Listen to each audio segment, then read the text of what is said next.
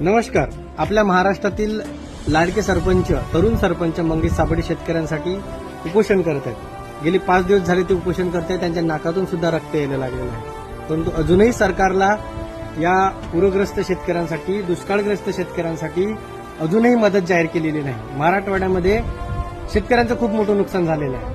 आमच्या विदर्भामध्ये सुद्धा, चंद्रपूर जिल्ह्यात सुद्धा खूप मोठं नुकसान झालेलं आहे.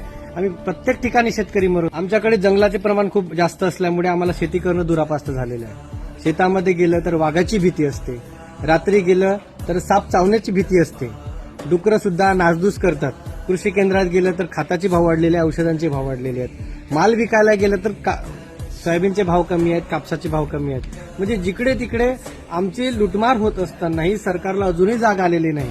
पावसावर पाऊस येतो, सोयाबीनला कोंब फुटलेला आहे, तरी सरकारला जाग येणार कधी? पण याचं कारण आहे का आपण पक्षापक्षांमध्ये विभागले गेलेलो आहे. कोणी काँग्रेसचा गेला तर बीजेपीवाला जाणार नाही, बीजेपीवाला गेला तर काँग्रेस. आम्ही शेतकरी म्हणून एकत्र कधी येणार? जोपर्यंत आमची शेतकऱ्याची ताकद दिसणार नाही, खास करून शेतकरी पुत्रांची ताकद दिसणार नाही, तोपर्यंत या सरकारला जाग येणारच नाही. त्यामुळे शेतकऱ्यांनो एकत्र व्हा.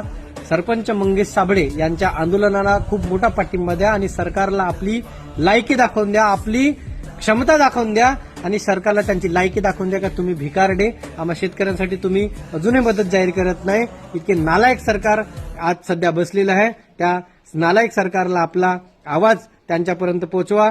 मंगेश दादा साबळे यांना पाठिंबा द्या. धन्यवाद.